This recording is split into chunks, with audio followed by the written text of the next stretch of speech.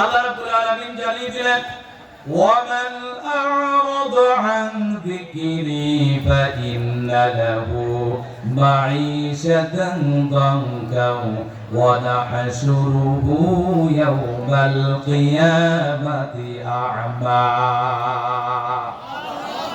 যারা আমার জিকির থেকে দূরে থাকবে, যারা আমার আইন থেকে দূরে থাকবে, যারা আমার কোরআন থেকে দূরে থাকবে, যারা আমার বিধান থেকে দূরে থাকবে, যারা আমার নীতিমালা থেকে দূরে থাকবে, আল্লাহ পাক বললেন তাদেরকে আমি কাল কিয়ামতের ময়দানে অন্ধ করে তুলব আর দুনিয়াতে একটা শাস্তি দেব, যে শাস্তি হলো জীবনটা সংকীর্ণ করে দেব।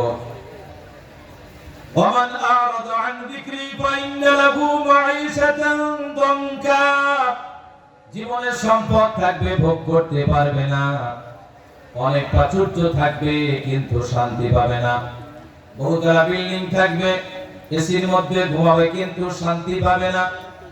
এর মূল কারণ হলো আল্লাহর বিধান থেকে দূরে থাকা, আল্লাহর আইন থেকে দূরে থাকা।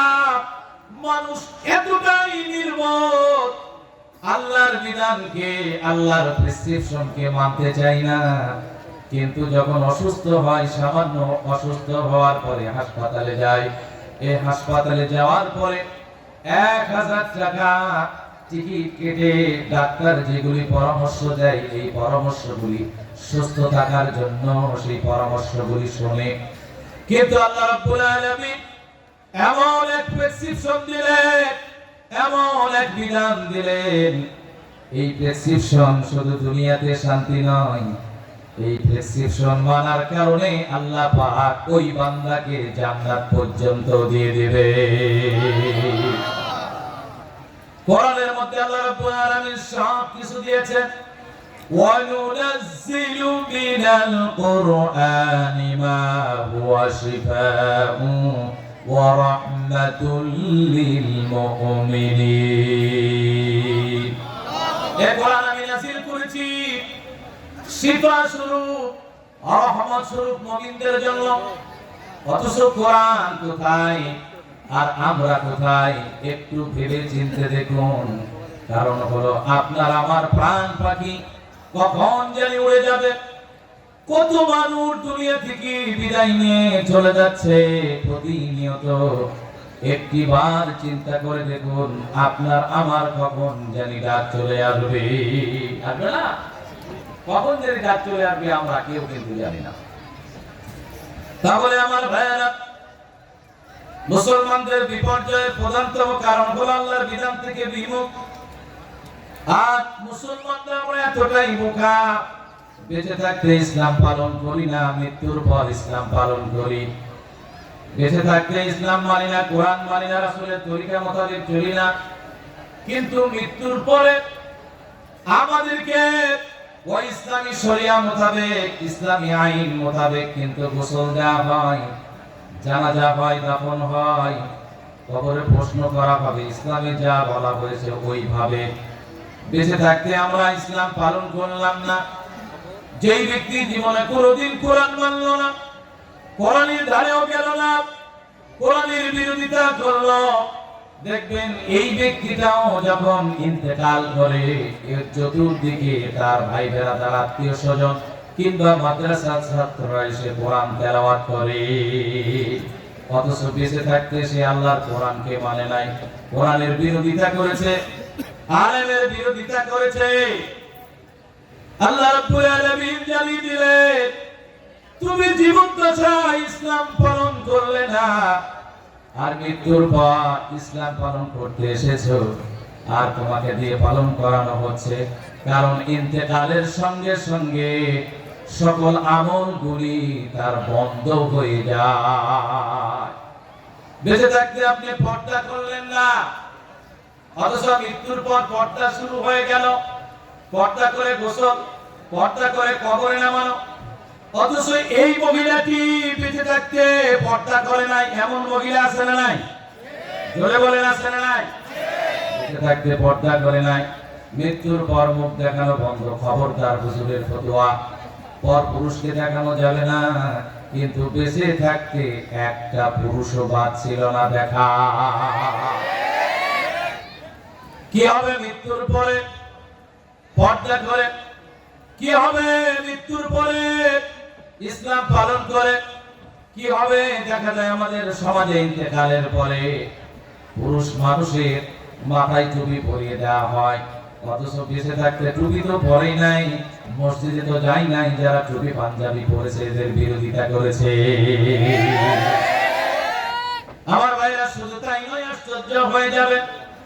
এই যে আমার পিছনে একটা মসজিদ আছে, নয়ন ভাই সাক্ষী, বিশাল বড় মাহফিল আয়োজন করেছিলেন। মামদার আবুল কালাম আজাদ আসার কথা ছিল, হাজার হাজার টাকা খরচ করে মাহফিল আঞ্জাম। সুমন ভাই ডেকোরেশন করলেন, সব কিছু করলেন, কিন্তু হঠাৎ করে সকালবেলা এসে বলল মাহফিল আর হবে না। কথা বলে ঠিক কিনা? যারা এই মাহফিল বন্ধ করলো, আজকে তারা কোথায়? যারা এই মাহফিল যারা আজকে বন্ধ করলো, সেই সময় বন্ধ করলো। বেশি বাড়াবাড়ি কিন্তু ভালো নয় আমার ভাইরা, বেশি জুলুম কিন্তু ভালো নয়।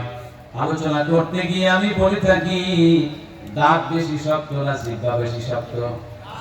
দাঁত বেশি শক্ত, কিন্তু আমার ভাইরা দাঁতের মধ্যে গোশত ঢুকে যায়।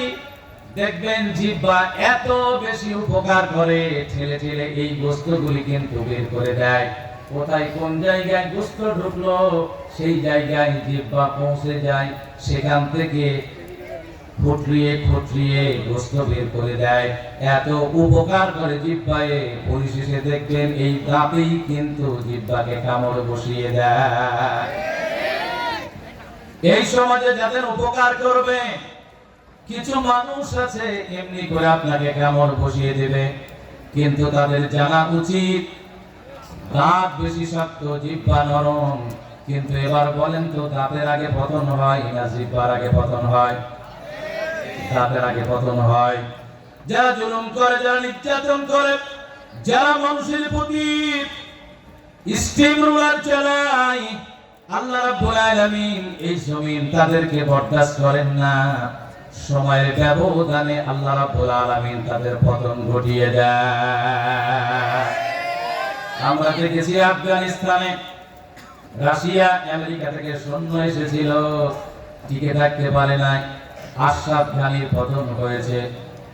যাদের প্রতি জুলুম করা হয়েছে ওই মাজলুমরা বিজয়ী হয়েছে। আল্লাহু আকবার।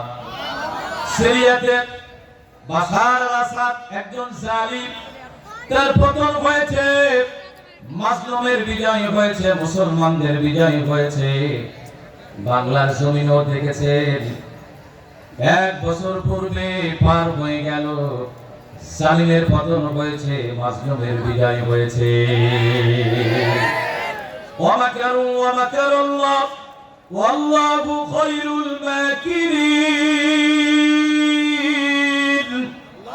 আল্লাহ পাকের সঙ্গে ওরা বাড়াবাড়ি করে, চক্রান্ত করে, আর আল্লাহ রাব্বুল আলামিন সুকৌশলী। আজকে তারা কোথায়? বিবেক খাটিয়ে দেখুন, এই জমিনের উপর যারা অত্যাচার করবে, জুলুম করবে, আল্লাহ রাব্বুল আলামিন সময়ের ব্যবধানে তাদেরকে ধ্বংস করে দেবেন। বলে আল্লাহু আকবার। সময় দেবেন আমার মুসলমানদের বিপর্যয়ের অনেকগুলি কারণের মধ্যে অন্যতম কারণ হলো আল্লাহর বিধান থেকে বিমুখ।